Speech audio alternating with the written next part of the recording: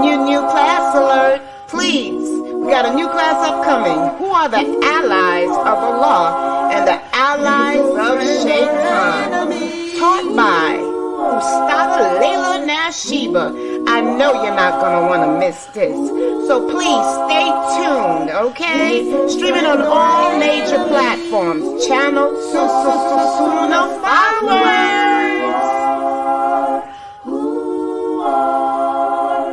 Faithful friend or enemy. Mukata Tafsir. Where should I begin when I'm starting at the end, pursuing the higher aim, learning the meaning of every page? Where should I begin when I'm starting at the end? Assalamu alaikum. Suna Followers presents a new class, the Muqasid of Tafsir, being taught and brought to you by Ustada Layla Nashiba. Please stay tuned, streaming on all major platforms, right here on Channel Suna Followers.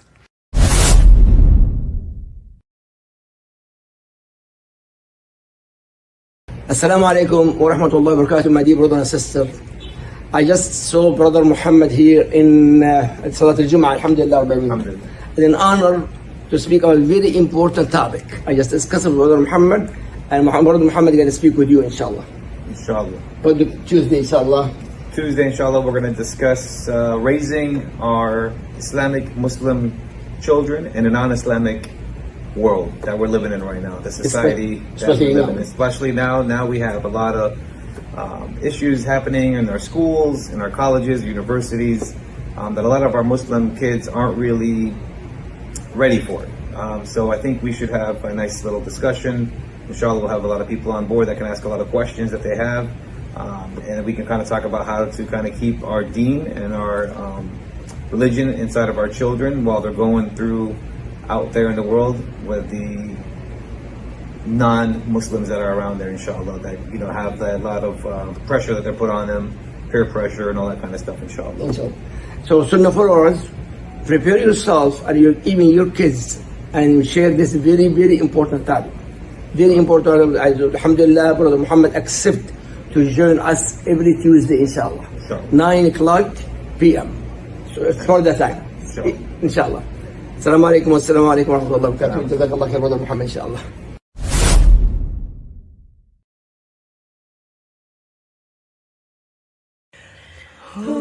Assalamu alaikum. Suna Followers is excited to bring to our viewers another treat that will awaken, clarify, and widen our understanding of this beautiful way of life. We are excited to welcome Dr. Daniel Abdul Rahman McBride, who will be joining us each Thursday at 6 p.m. Eastern for a special class geared to the new Shahadas in facing contemporary issues of today. Dr. Daniel Abdul Rahman McBride is a renowned author of many books, including Who is Right, Who is Wrong, and Why, which is a comparison of Islam, Christianity, and Judaism.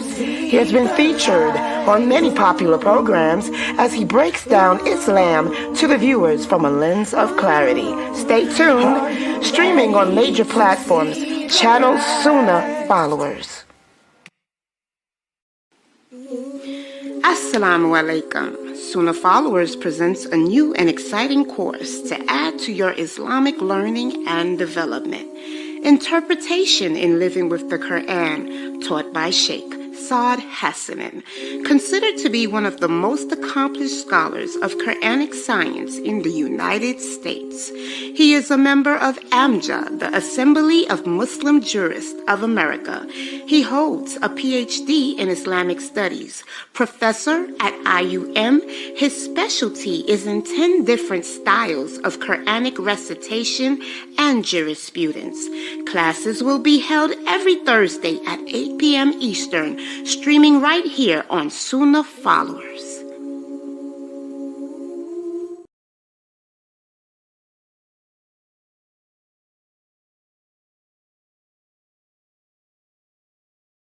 Assalamu alaikum, brothers and sisters. Listen, we are in dire need of donations to keep these shows running and available for you 24/7. So that means when you're in the car, it's available for you to listen to. Whether you're at work, streaming, playing a game, it's available for you to listen to. Rowing your deen and learning about the beautiful, beautiful, beautiful different topics of Islam. Listen, one of the heaviest deeds that could be placed on your scale on the day of judgment is Sadaqah Jariyah. Yes, I know I'm trying to build deeds daily. So you can too. So listen, feel free and please, from the bottom of your heart, donate to this wonderful cause, wonderful website and platform to continually push out shows that will benefit you and the Muslim Ummah. Yes, you can donate by going to the SunnahFollowers.net website, pressing the donate tab. You can also scan the QR code in YouTube on the far left top of our videos that are streaming. Listen, guys, this is very important, and take this as important. We want to keep this programming available for you 24/7 so that you have access in your car, anywhere you choose to tune in to this wonderful programming. Yes, guys, it's all at your disposal. So listen, feel free to donate. Once again, remember, Sadaqah Jariyah, one of the heaviest deeds on your scale on the day of judgment.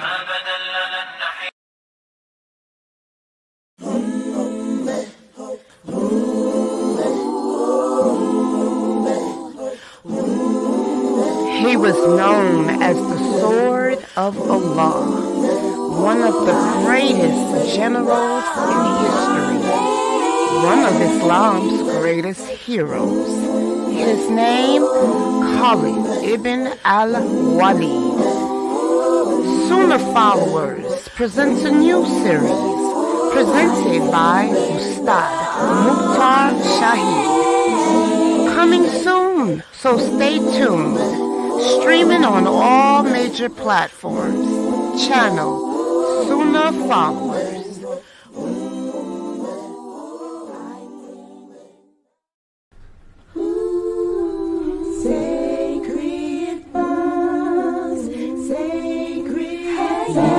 Sunnah Followers presents a new upcoming class. Stay tuned. Sacred Bonds by Daryl Abdullah Kirk. Yes, Sacred Bonds, navigating the depths of Muslim matrimony and the family. You don't want to miss this one. Please stay tuned. Streaming on all major platforms right here on SunnahFollowers.net.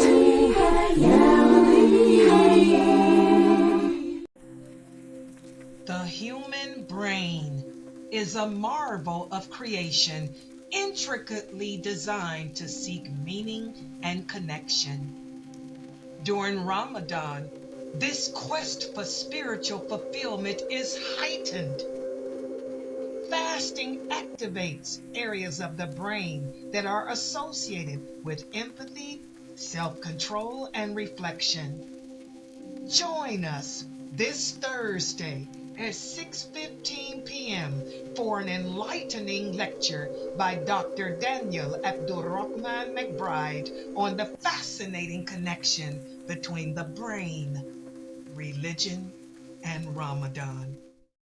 Woke, there are so many things going on around, you must take heed. It's been written and prophesied about, so you must believe. Not everything that glitters is gold, pay attention as it's been told. Join us every Friday, 7 p.m. Eastern, with Brother Yusuf as he tackles and breaks down current events, current news, and politics, and the Islamic Ummah. Please join us, streaming on all major platforms. Channel Sunnah Followers.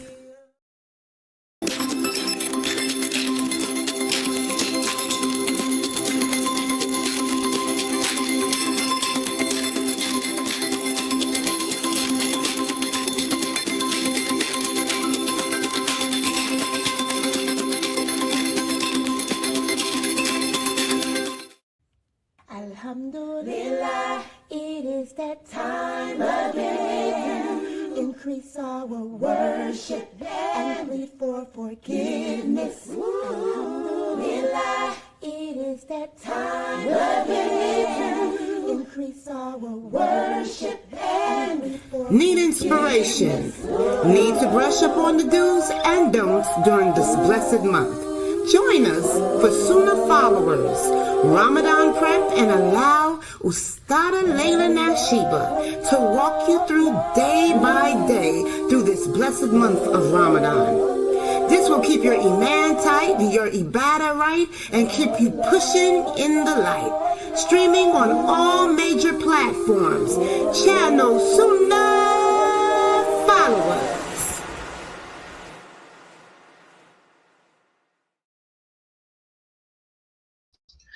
Ina alhamdulillah, wa salat, wa salam ala wa rasulallah. I'd like to welcome everybody to our Ramadan 2025 prep series. And this is where I have been preparing you for what to expect by the end of this week.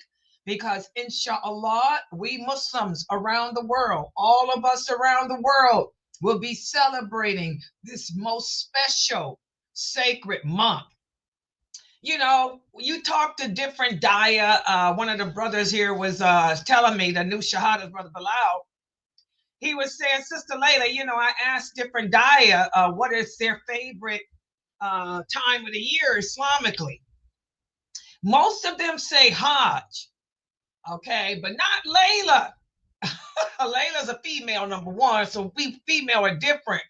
You know, he's spoken to male daya. I told him, no, my favorite time of the year is Ramadan, because Ramadan, you know, I like reaching out. Walaikum salam, Alexa, how are you? There's my Twitch people. MashaAllah, I'm so glad to see, Alexa, that you are joining us on Twitch. You were able to put aside the games. And by the way, you guys know Twitching is a good gaming site. A lot of the youth like to play on Twitch. And then I am so proud of you, because this shows good etiquette, you know, and that's going to be a trial for a lot of our young adults this month. A lot of our young adults are so used to gaming, alhamdulillah, but to take the time out of your gaming to come and learn about Allah, mashallah, that is a good thing. And I am so proud of you, Alexa. You know, your parents should be proud of you, because this is something that I struggle with my grandkids. I have grandchildren. I have great grandkids too, but I got great grandsons. My grandsons love to play on Twitch. And I was just telling them before class, y'all got to get that internet, cut off that gaming, and come in here and learn about the religion. So mashallah, may Allah bless you, Alexa, and your family. Ameen, ameen. And this is what Ramadan is about, guys. It's about sacrificing. It's about putting aside our desires and inclinations to learn about Allah, to remember Allah. Ramadan that's why I love it. It's the most spiritual time of year for me, because I get to not only control my desires, but also help other Muslims around the world to achieve such a fate. And you guys know I love speaking about Islam. I love teaching Islam to the Muslims who have lost their way. You know, subhanallah, a lot of Muslims today have lost their way in this deen, you know, for many different reasons. Some people make the deen hard on them. Some people make the deen difficult because we don't have the correct knowledge of this religion. We don't have the correct understanding. So we'll listen to people talk about Islam, and most of the people that we listen to, 97% of them don't know what they're talking about. They are making things haram that Allah did not make haram. And just for the new shahadas to know, most things in life are lawful.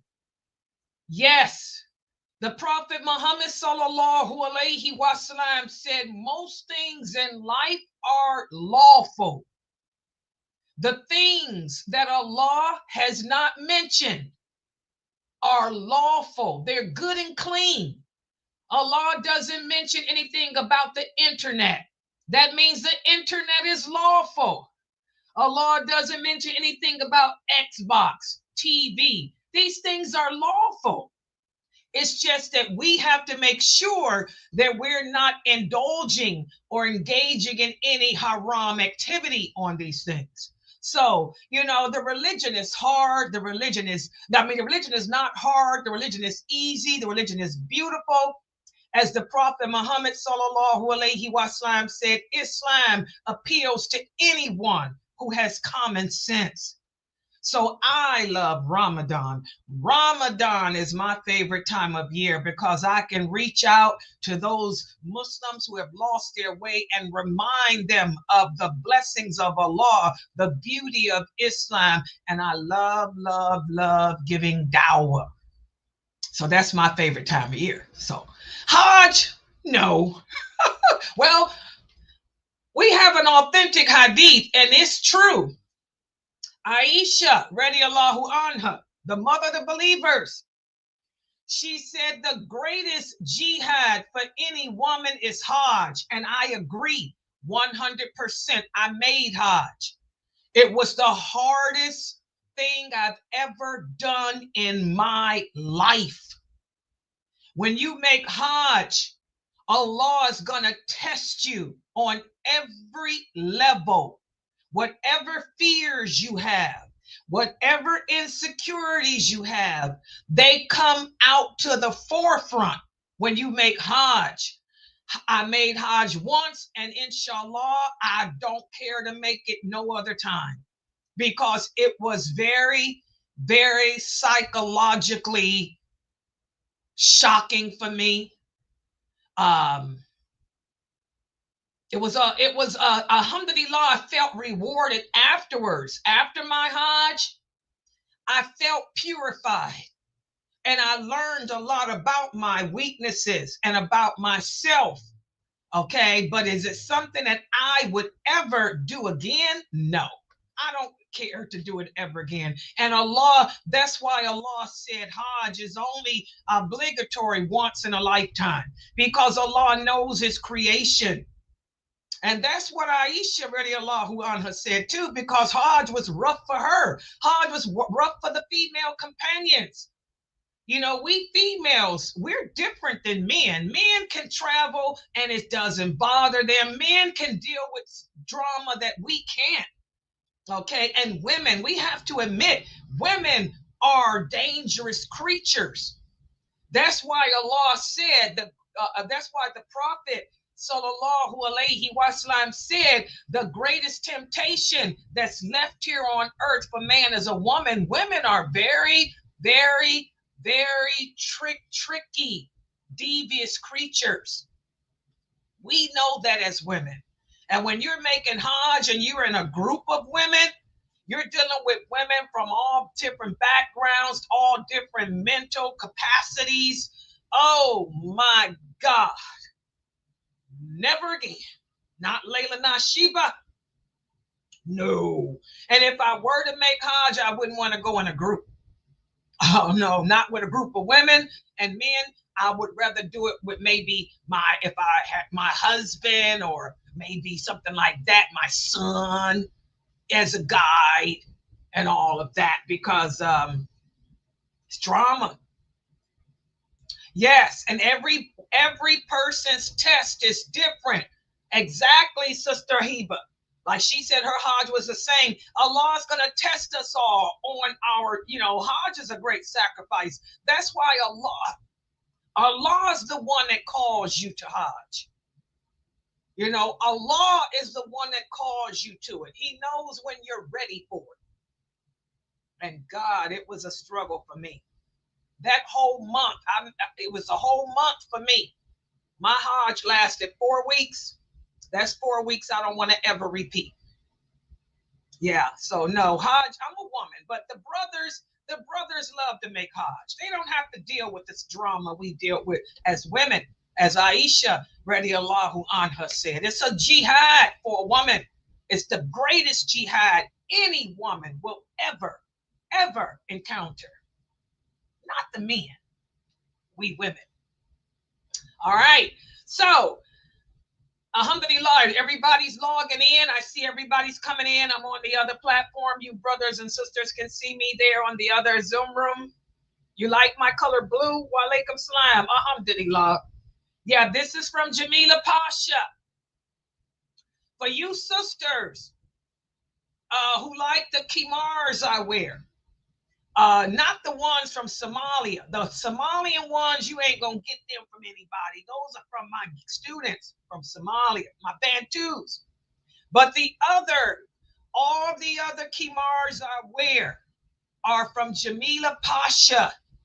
So for those of you living here in America and overseas, contact Jamila Pasha. She's on Facebook. She does live streams 3 times a week. She sells beautiful kimars. She sells abayas, dresses. I would highly recommend that you new shahadas, especially you African-American sisters. You African-American sisters, check out Jamila Pasha's live streams because she sells the most beautiful abayas and dresses. And as far as the kimars, these are pashimas. All of my hijabs, minus the Somali ones, come from Jamila Pasha. So just tell her, you know, if you guys like a hijab I have on, take a screenshot of it. Take a screenshot of me and say, hey, Jamila Pasha, I want that. I want what Sister Layla has on today in this picture. And inshallah, she'll get it for you. Yes. Yes. All the new yes, just these. Now, the ones with the bling on them, you can't get those. Those are from my babies. My Somali babies send me that. Okay? But, yeah, you want me to take a screenshot now? Okay, hold on. Let me know when you got it. Okay, you got it? Okay, yeah. Take that screenshot and message Jamila Pasha and tell her, I like this kimar that Sister Layla has on. Can you get it for me? And she can get them in all colors, all style. All of my kimars are from her. Okay? Yes, yes. This comes, yeah, I got a red one like this too. I got a red one like this, a brown one like this. Yeah, this one comes in all colors. And yes, they're pashimas. I love the pashimas because of the string, and also they wrap. Exactly. That's why I only wear the pashimas, because I like to wrap them. And you can fix them yourself. This is my style. And for the new Shahada women, you make your own style. You have to play in the mirror. Look in the mirror and play with it. When you get the pashimas, these are the kind that you can wrap. You can play with it. Look at how Jamila Pasha wears hers. She has her style. This is my style. Okay? You know, play with it, wrap it to fit your face. I have a long face.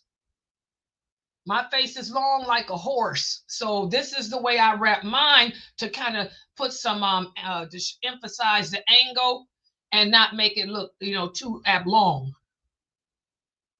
Yes, yes, just play in the mirror with it. But yeah, these wrap. That's why I love these. I don't wear the square ones. Yeah, everybody be patient. These my new shahadas about the hijab. Hold on. They getting ready to wear hijab. It's Ramadan. It's time for new beginnings, new change. You sisters that ain't wearing hijab, they getting ready to start wearing them, brother. So y'all bear with us. Yes, these are not square. I personally do not like the square hijabs because the square hijabs do not cover your bosom. Allah says in the Quran, "O you women who believe, draw your kimars over your bosom." That's why I wear kimars, the wrap kind, because we can pull them forward to cover our breasts. The correct Muslim woman dress is the bosom must be covered. Yeah, bring it forward, not back. There's also a verse in the Quran where Allah commands the believing women to bring the khimar forward. The Arab women used to wear them to the back to emphasize their female body parts. Well, Allah says bring it to the front. So that's why I like the kind that wrap. Okay? That's the correct kind. That's a khimar. This is a khimar. Yes, and Jamila Pasha will get them. She sells them for a much better price than you're going to pay somewhere else. If you go on Etsy, you can pay up to $100 and some for this on Etsy. Jamila Pasha sells them for $10. $10 is what she sells them for, because she knows that's ridiculous to charge $100 for a khimar. Yeah, so hit her up. Okay, hold on. She wants to take a screenshot. Okay, go ahead. Okay, you got it? Okay, yeah. I'm sitting here doing Jamila Pasha's sales for the day. Yeah, just send them to her, the pictures to her. She'll hit y'all up. All right, let's get to the class now. The brother's getting bored. You know I gotta do what I gotta do with my females. Y'all know that. The sisters come first. Okay. All right. So tonight is a very important class, because tonight we're going to focus in on when you're fasting, who is exempt due to sicknesses. We're going to go into detail tonight about the different type of sicknesses and which allow you to break your fast. So everybody take notes. Please put me on a big screen TV so that your children, because the kids are fasting. All you babies out there, I got my eyes on you. I'm looking at all of you. If you're 6 years old and older, you're going to be fasting this weekend too. Yes. So have me on a big screen TV, so the entire family can watch. And for the parents, take screenshots with your cell phone, like these new sisters are doing for my khimar. All right. So that way you can print the PowerPoint out at the end of the class, and the kids can review this with the kids. Okay. All right. So let's get started here.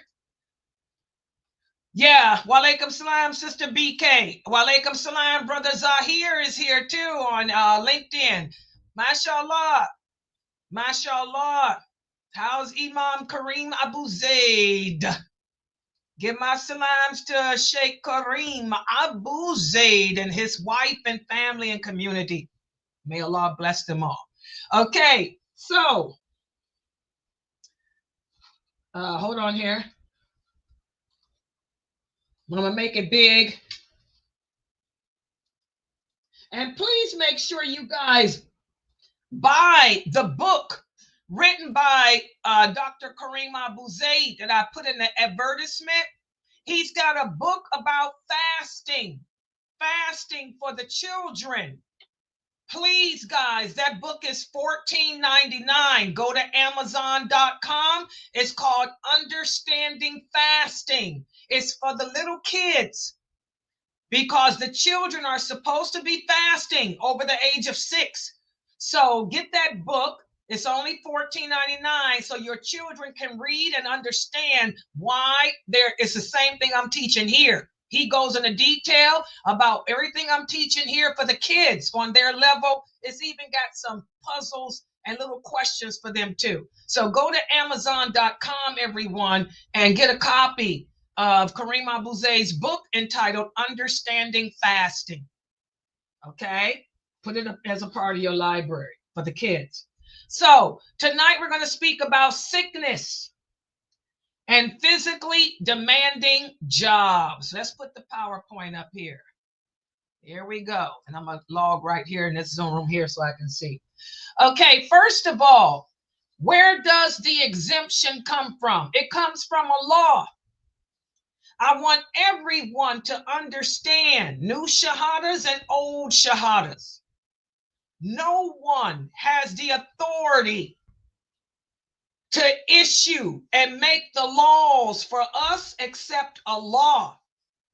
Allah is the only one who has that authority.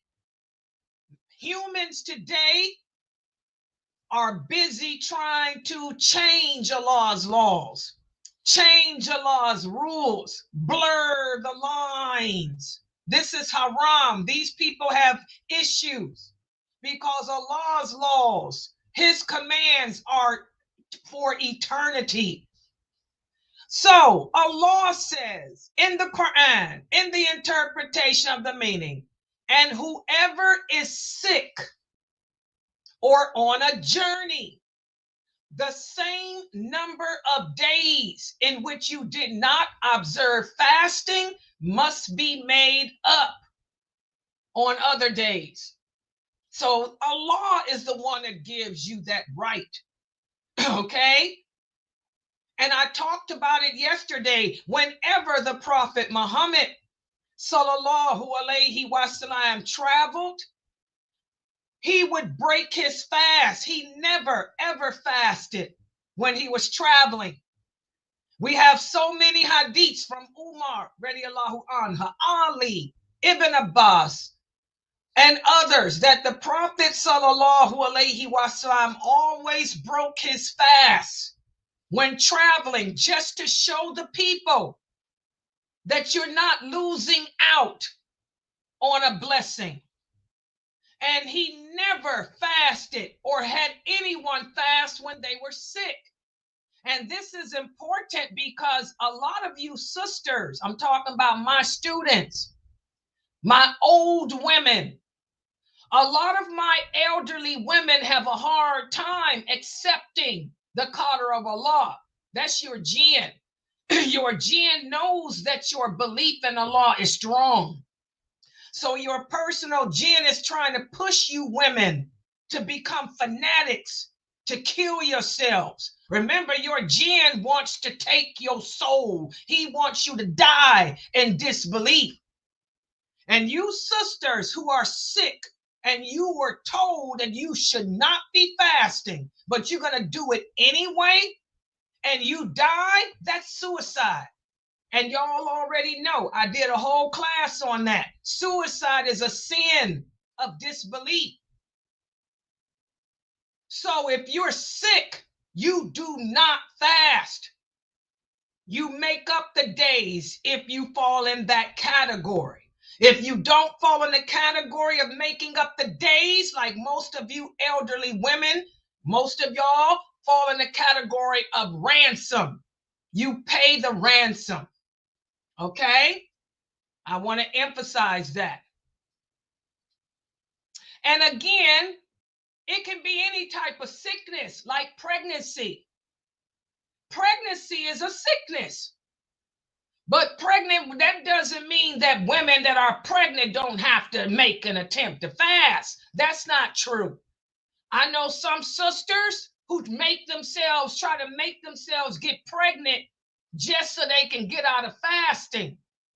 You have to still make the attempt to fast. The only women, I repeat, the only pregnant women, I repeat, the only pregnant women who do not have to make the attempt to fast are those women who have been diagnosed by their doctors as high risk pregnancy.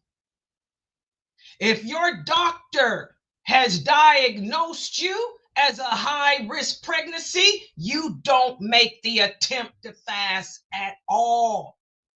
Instead, you pay ransom, the ransom for each day. Now, for the regular pregnant woman who has not been diagnosed as a high risk, she has to make the attempt to fast. But if you become sick, if you're fasting and it's too much, then you can break your fast. And you have to pay the ransom for that day, but you still must make that attempt. Because too many of you women are weak. I'm just going to keep it real.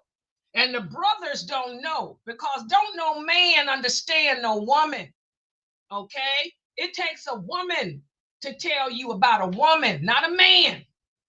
Men are weak to women. What is the greatest temptation on this earth for a man? A woman. A woman can fake and pretend, oh, I can't fast. Oh.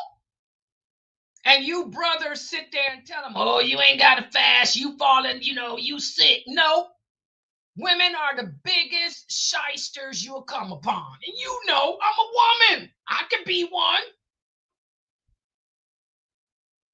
They have to make the attempt. That's why that hadith says if she fears for her life or her baby, but that don't mean any woman can. Every woman is afraid for her life. I ain't even pregnant, but everybody that knows me will tell you Layla's always afraid she getting ready to die. So just because I'm afraid I'm gonna die, I can't fast? No, that's not what that means. These are talking about high-risk pregnancy women. And there were a lot of high-risk pregnancy women back in the Prophet's time. That was the 6th century. They didn't have medicine like we have today. Women used to die in childbirth. That's different. But today is not the same. Oh, no. Oh, no. Just because you think you're going to die or your baby gonna die does not exempt you from fasting, sisters. I don't care what these brothers tell y'all. They don't know. I'm a woman. I do know. Okay? You have to make the attempt and stop playing games with Allah and with yourself. And by the way, a lot of people ask me, Sister Layla, why is it that so many children are being born disabled from Muslim women? Why is it that so many of us have autistic kids? We have kids that's on the spectrum. Well, that's the qadr of Allah, of course. But maybe it's because you pretended to be sick and didn't fast. Have you women ever thought about that? Remember, you can trick your husband. You can trick your mother. You can trick other people, but you can't trick Allah. Maybe that's why so many of us are giving birth to children that are on the spectrum today, because we did not fulfill our obligations to Allah when we were pregnant. There was nothing wrong with us. It didn't make us tired. We were able to work. We go to work every day pregnant. We deal with the fitna on a job like a man does every day pregnant. But you're going to say that you can't cook because you're pregnant. You have to eat because you're pregnant. Come on, guys. That's probably why so many kids are born on the spectrum. Allah is going to test you with the things you love the most. You love that kid more than you did Allah. You couldn't fulfill your obligation. So now Allah gave you a kid, but the kid's on the spectrum. All of my students, I have young girls here on my website. They've all been pregnant and they all fasted during their pregnancies. But I did have some students who were high risk, and I had to explain to them, don't even attempt it. But again, remember, some of us, I'm healthy. There's something wrong with me, but I got 3 other kids. You're running around the house chasing after 3 other kids, and you just don't feel good. You're fasting, but you just like, man, this is just too much. Break your fast. You made the attempt. You can break it and pay the ransom. But to say that I ain't got a fast, period, nope, that's wrong.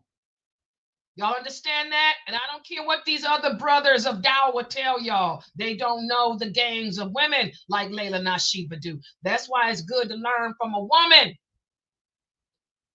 As Aisha radiallahu anha used to tell the women would come from Syria, and as Islam spread, and they would come to, the delegations would come to Medina with their husbands to learn about the religion.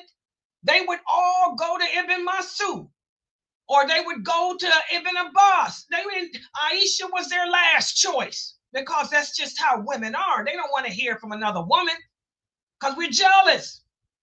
And they would go and ask Ibn Masud questions about women. And he would give them answers. And then Aisha would say, that's wrong. That's wrong. But see, the women don't want to come and ask another woman because we're going to keep it real. So yes, you sisters who are pregnant, make the effort to fast.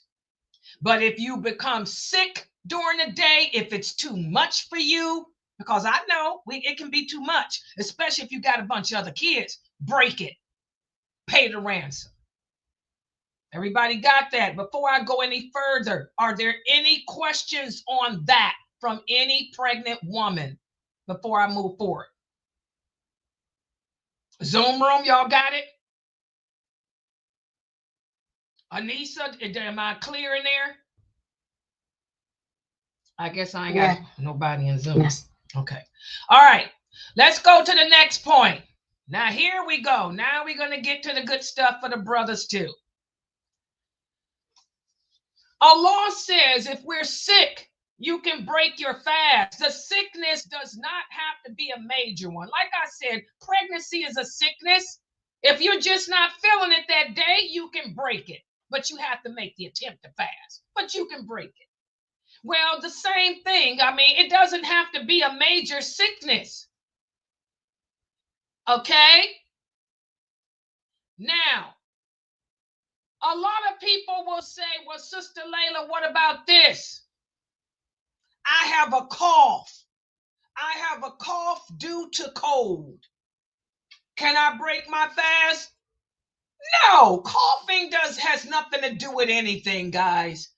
A lot of us cough, I cough all the time. I got allergies. But now if the coughing is connected to your lungs because you have an infection in your lungs, then that's something different. But just a regular cough due to cold,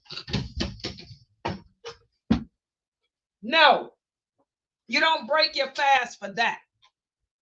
What about this? A headache. Like I told you guys, everybody gets a headache when they fast. And it's not because of coffee, like people think. My Muslim doctor explained that to me.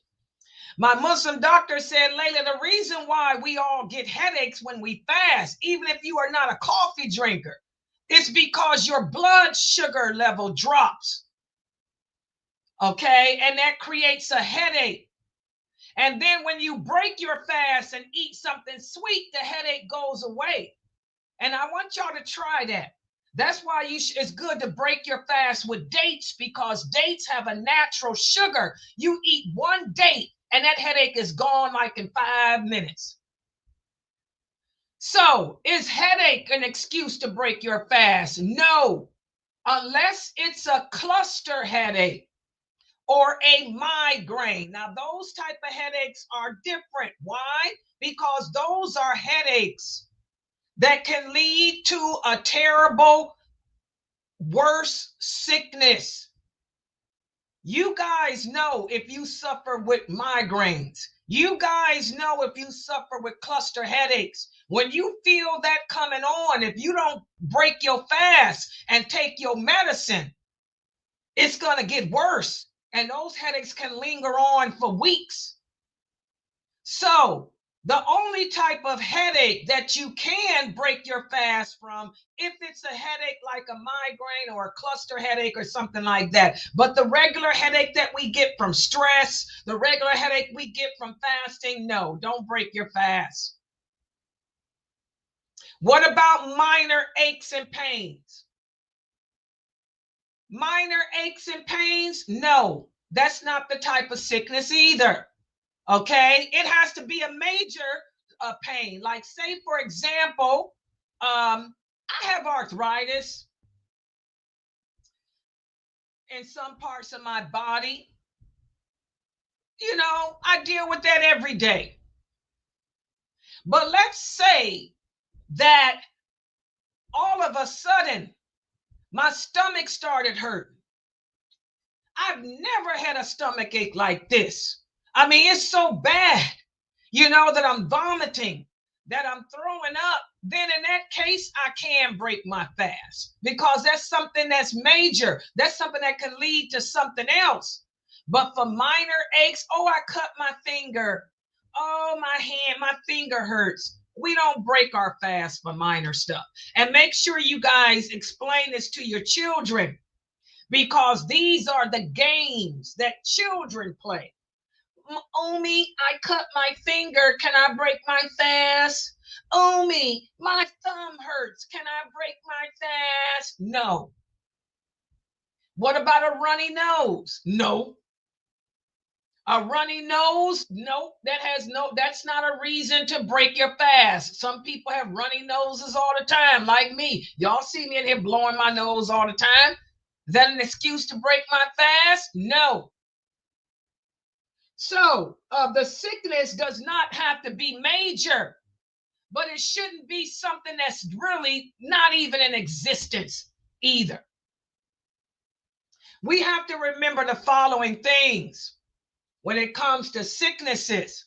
If there is medical proof, or if a person knows from his usual experience, or if that person is absolutely certain that fasting will make his sickness worse or will delay his recovery, then he can break his fast.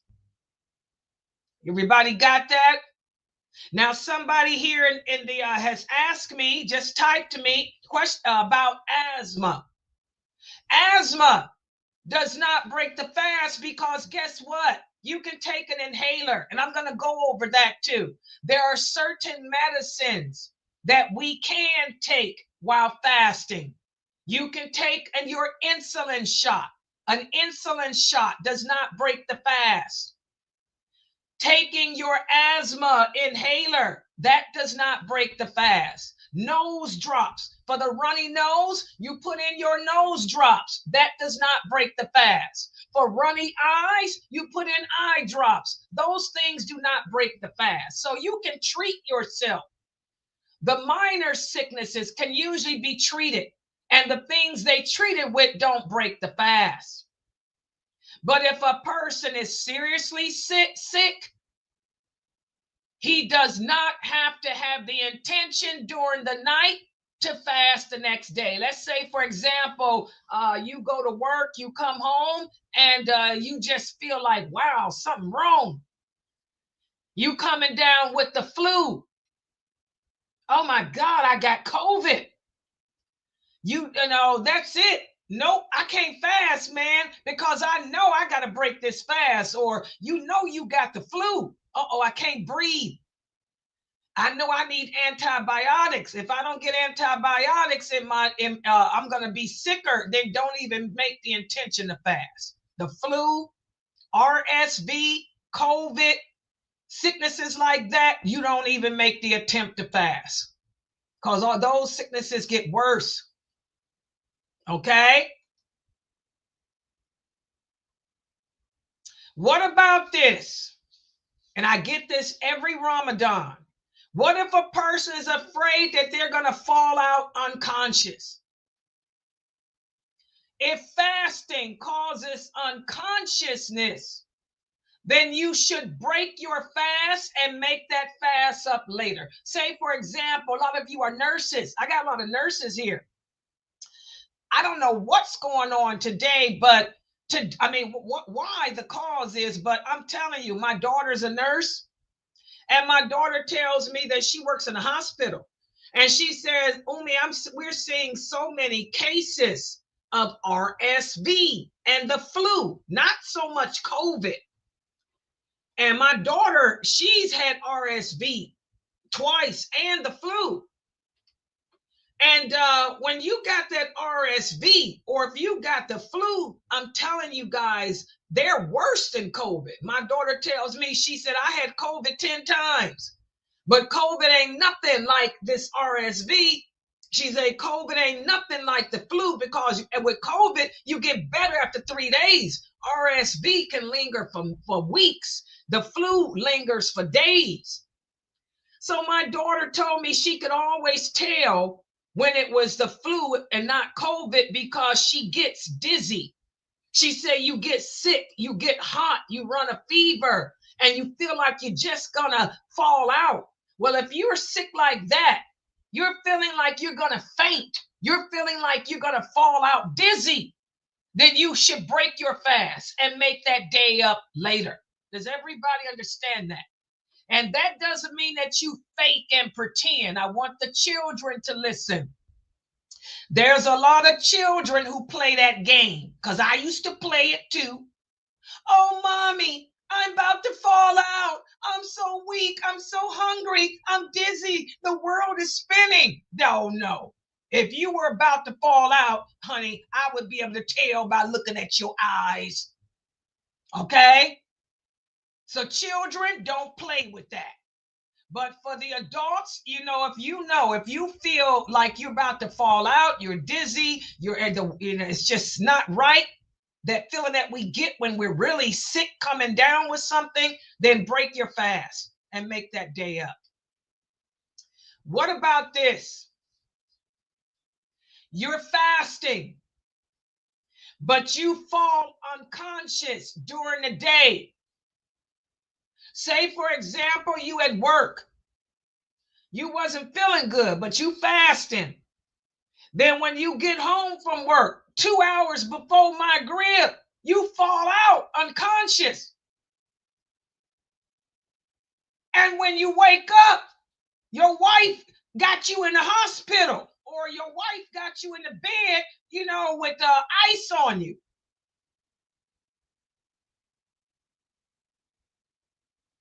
Guess what? Your fast is still valid. So if something happens and you get sick, you start your day off fasting, but you get sick and fall unconscious, even if you wake up after the time to break fast or before it, your fast is valid. Or say, for example, you're at work. You're working on a machine at work, and the machine hits you in the head and you fall out unconscious. Your fast is still valid as long as you began the day fasting. Okay? But if you fall unconscious before Fajr, it ain't valid. Does everybody understand that? So I want you guys to remember that if you begin the day fasting and something happens and you fall out unconscious, you don't have to make that day up, even if you wake up after that day has ended. Okay? And a lot of people will tell you, oh, but Sister Layla, I read on some Islam Q&A website a different answer. Well, there's different views regarding whether a person who is unconscious must make up his fast. I'm talking about unconscious. Say, for example, you in a coma or something. A lot of people ask, if I was in a coma for 3 or 4 days during the month of Ramadan, do I have to make up those 3 or 4 days? Do y'all understand the question? Sister Layla, I was sick. I had COVID. I was hospitalized during the month of Ramadan. And I was unconscious for a whole week. I missed a whole week of fasting. Do I have to make those days up? You're going to hear different opinions, but I'm going to give you the view of the scholars of this website. This is the view of Sheikh Abu Atayib, who is our website scholar. It's also the view of Dr. Ibrahim Jamali. It's also my view. It's also the view of Sheikh Muhammad Saeed Atli. Our view is as follows. The pen is lifted when a person is unconscious. So when a person is unconscious, they are not held accountable for what they did not do while in that state. So if you should become unconscious in a coma or sick and in a coma during the month of Ramadan, you don't have to make up anything, nor do you have to pay the ransom. because you weren't present to do that. And this is also the view of Sheikh Uthaymeen. May Allah be pleased with him, who was one of the scholars who died in the early 2000s. He was a personal friend of Sheikh Abu Atayib, my teacher, and also Dr. Ibrahim Jamali as well. Sheikh Uthaymeen shares that view too. Okay? So if something happens while you're fasting and you become unconscious in a coma, or you're out for 3-4 days or even a whole month, you don't have to worry about making it up or paying a ransom because the pen is lifted. That's the view that we share. And I've given you the evidence. The evidence is the pen is lifted. Okay? What about this? Let's say that you are fasting and you're experiencing extreme hunger to the point that you think you will die. Now, I'm not talking about here in America. The children, you're fasting and you say, oh, I'm so hungry. Umi, I think I'm gonna die. You ain't gonna die. You had breakfast this morning. You can wait. And I'm not talking about you, a person that's, oh, I'm so hungry. You know, you're a glutton anyway. You're a person that likes to overeat. And let's just face the reality. Americans are obese. We are an obese society. We eat too much, most of us. A lot of us like to exercise by bending the elbow to the mouth. So you got to give up food for 8 hours. And you're used to stuffing your face. Oh, Sister Layla, I'm about to die. I'm so hungry, I'm going to die. No, didn't you eat this morning? Yeah, I had pancakes, waffles, baked beans. Well, you ain't dying. Or did you eat this morning? Yeah, I had 2 bowls of cereal. Well, you ain't dying. I'm talking about people who are impoverished. There are people, even here in America, who don't have a meal at all. I remember one sister used to come to my classes every day. She lived here in America, but her and her husband were divorced. And she didn't have no money. I mean, she was living on welfare. And I didn't know this. She was breaking her fast every day, guys, on diet pills because she didn't have enough money. The little welfare check that she got wasn't enough to buy food with. And when we found out, we gave her some money from our website. But this sister, she had no food to eat. She was surviving off of diet pills. Now, if you're so hungry that you feel that you're about to die, and it's a real case like that, then you can break your fast. But you have to make that day up later. But again, we don't break our fast because we tired. We don't break our fast because of some imagined sickness.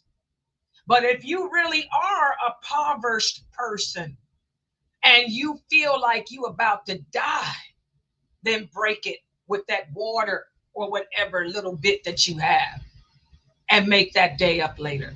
The religion is easy, but I want everybody to understand that you can't fool Allah.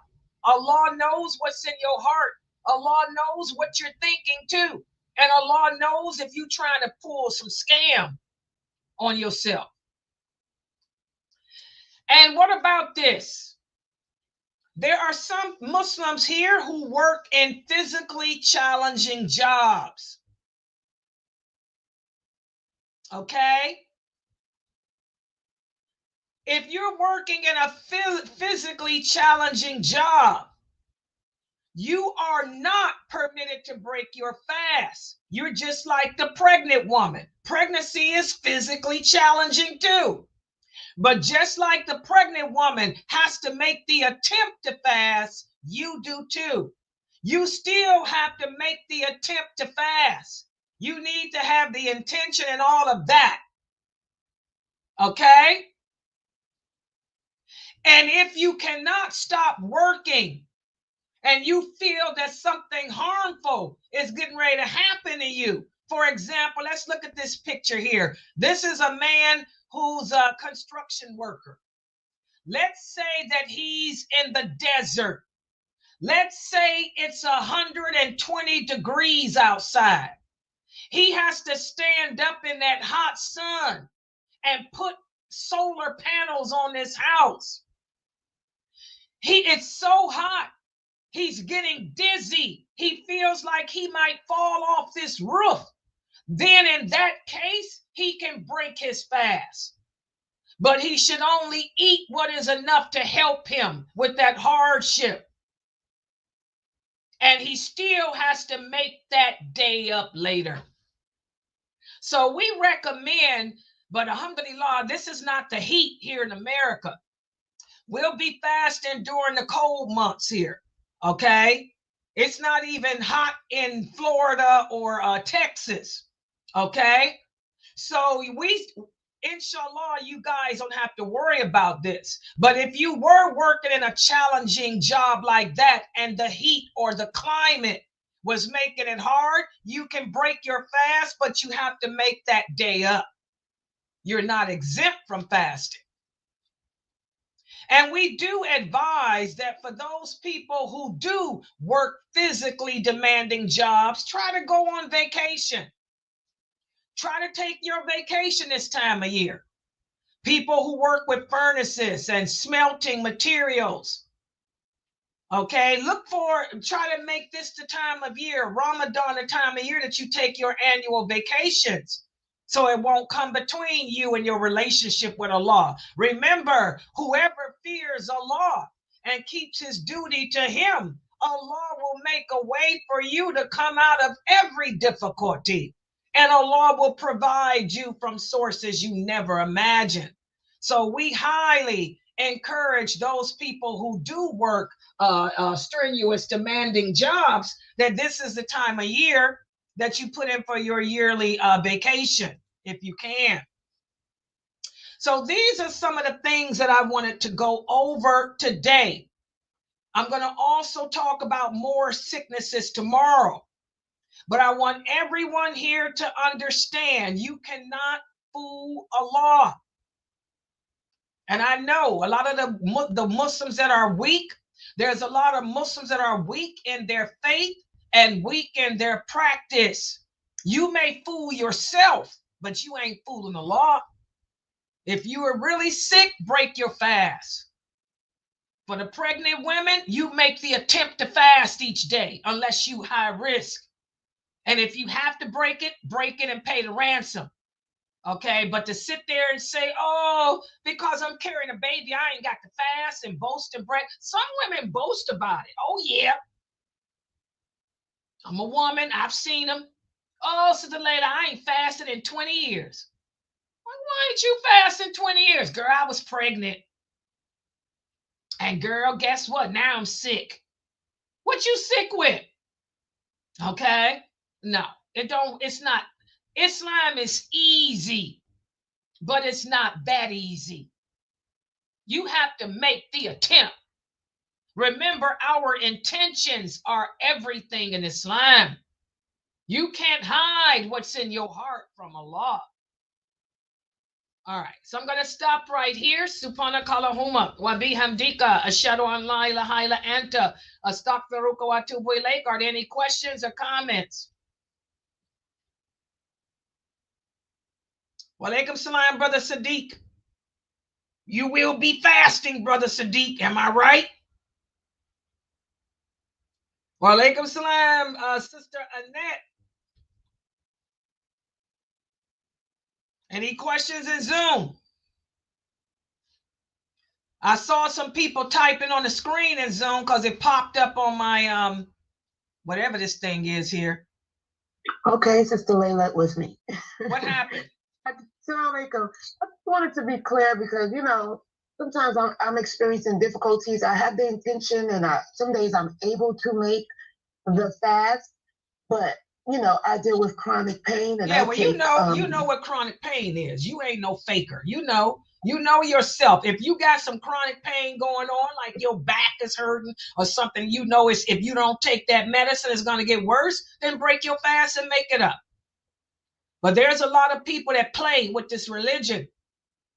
Okay?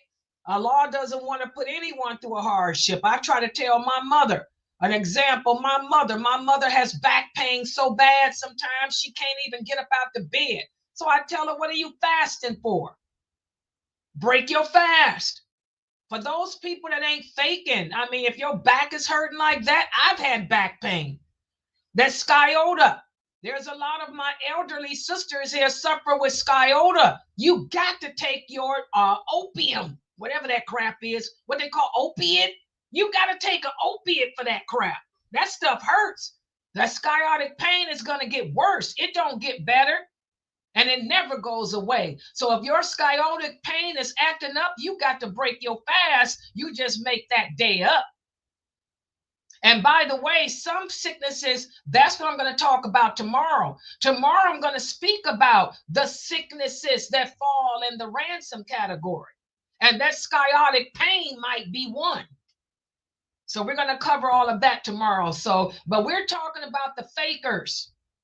Today's sicknesses were for the fakers, the weak Muslims who looking for an excuse to get out of fasting. Not the people that like we said, every person knows themselves. You know what type of pains you have. You know if that pain will get worse or better. Okay, that's different. Yeah, any other questions? Walaikum salam, Mr. B.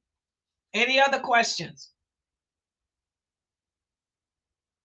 Oh, I see. I forgot about you guys. Let me look. I'm sorry. I forgot that y'all are over here too. Yes. If you're having a migraine, there's a lot of people that suffer with migraine headaches. Migraine headaches ain't nothing to play with. That's a real sickness. If you feel a migraine, and a migraine does not feel like a regular headache. If you feel a migraine coming on, break your fast and take them pills. Because if you don't, it's going to get worse and you're going to be messed up. What? Oh, wait a minute. Look at this question. Oh, no. Let's talk about that. Here we go. Hold on. Let me. Okay, the sister here in the other Zoom room, she said, Sister Layla, I suffer with migraine headaches and I take medical marijuana for them. The medical marijuana helps me. Will that break my fast? Okay, this is a two-part question answer. First of all, medical marijuana is haram. Haram. Haram. Just because we put the word medical in front of it does not make it lawful. Okay? No Muslim on this planet should be smoking marijuana, not for any reason. Okay, sister, you understand? It doesn't matter whether the doctor prescribed it to you or not. The doctor will take you to the hellfire. There is that medical marijuana does not help your headaches. I'm going to give you the dalil. The Prophet Sallallahu Alaihi Wasallam said, Allah does not put a cure for any sickness in anything that he made haram. So the medical marijuana does not take away your migraine. The marijuana does not even cure you of the migraine. The marijuana doesn't even stop the pain.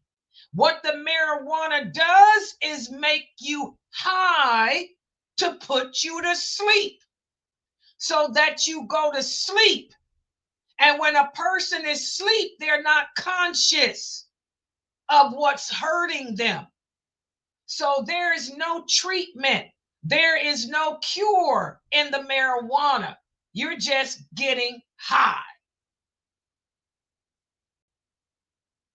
Yes. Right. So, just like medical alcohol, there's no cure in medical alcohol. Let me give you an example of medical alcohol. Robitussin with alcohol. If you take Robitussin with alcohol, the alcohol in it is not curing you of your cold or your flu. The alcohol is making you high and sleep, so you will sleep it off. That's the same way marijuana is doing.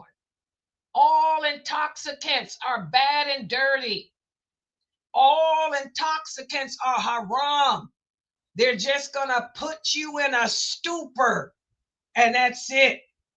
So for the sister that asked this question, number one, you have to stop smoking that weed.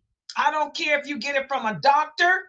I don't care if you get it from a pharmacist. I don't care if you get it from a dude on the street. It's haram, haram, haram. And Allah is not going to accept any of your good deeds if you're disobeying him and getting high off intoxicants. Allah says in the Quran, all intoxicants are unlawful. The Prophet Muhammad sallallahu alaihi wasallam said in another authentic hadith, there may be some good in it, but the bad outweighs the good. What's the good about marijuana? What's the good about alcohol? They make you high and take your mind off your pain. They make you take your mind off of what you're doing. That can be good. But like the prophet said, the bad, the evil in these things outweigh any good that's in it. Okay? So I've given you all the dalil. I don't care what any other sheikh told you. I don't care what any doctor told you. I don't care what Timbuktu, King Tut told you. Allah said it's haram. The Prophet Muhammad said there's no good in it. I mean, whatever good is in it, the evil outweighs it, and it ain't curing you. And Allah knows best. So leave that marijuana alone, and maybe Allah will take care of your migraines. They have medication. Let me tell you what they do for migraines, because one of my friends has migraine headaches. There's shots that they can give you in the back of your neck that will help take care of those pains. And there's all type of pills to take. They even have patches that they put on different parts of your neck that will help with the migraines. There's so much a treatment for migraine headaches. Marijuana is not a treatment. It's a stupor. Okay, so have your doctor give you the medical treatments and not the stupor to deal with your migraine. But when you're fasting and you feel a migraine coming on, break your fast and take the pills, not marijuana. Take the real medicine, the treatment that Allah has manifested to us for it. And Allah knows best. Any other questions? Yes. Oh, thank you. Sister Heba said, very well explained, Sister Layla. Yes. Is it a problem over there in the Emirates with you guys too? People trying to use opium for medical reasons? Stuck the law. Signs of the time. Signs of the last hour. Yes, guys. The next class tonight is my, what's my class? The prayer. Remember Monday, we spoke about shortening the prayer when you're traveling. Well, tonight I'm going to speak about combining the prayer. Combining, when you can pray two prayers together. So that's going to be at 9:30. Please make sure everybody is here for that class. Yes, that which also shows the beauty and the hikmah of Allah. Yes, I'm going to cover it in detail, just like I did the shortening. And I'm going to give you a quiz just to see if you guys understand when to shorten the prayer. So I'll give you a quiz, maybe 2 questions, and then we'll go into combining. All right. Okay, so inshallah, I'll be logging back in. Yes. Yes. Oh, okay. Yes, the brother is asking about the shorts. Yes, guys, please go to my YouTube channel. Click on the tab that says shorts. I just put the shorts out for Dr. Brother Muhammad Ziada and Dr. Dramali's lecture on Monday. I also got my shorts from my Q&A last week. They're there. My Q&A shorts are there, and also Brother Youssef shorts. Yeah, just click on the tab that says shorts on YouTube. And please support us, guys. We are desperately in need of donations. If you guys enjoy coming here, learning Islam in its truthfulness with the understanding of the companions, please support us. We are a nonprofit organization. We're not affiliated with any masjid. You know, we're just an online Islamic school free of charge that focuses on Tawheed, Tawheed, Tawheed, Aqidah, okay? And how you can perform your obligations to Allah correctly. Please support us and look at all the blessings you're going to be getting. Ramadan is right here around the corner. You know, you can Zelle us, you can Cash App us, you can PayPal us on that little ticker down there. Please, we need your donations. The first will be in what, 2 days, 3 days? Oh God. Yeah, Ramadan and the first of the month will be coming. Oh yeah, it's only 28 days in this month. Yeah, this weekend, Saturday is the first. Guys, we got bills to pay. We got this streaming program that's going to be coming out on the first. Also, other stuff. Please support us. All right.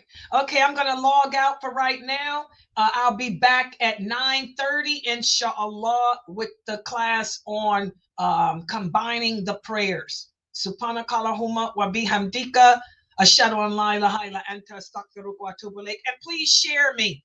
Please share me to all your streams. We need more Muslims to come in here and learn this religion correctly without all that heejee-beejee stuff that's not true. Okay? All right. Assalamu alaikum. Yeah.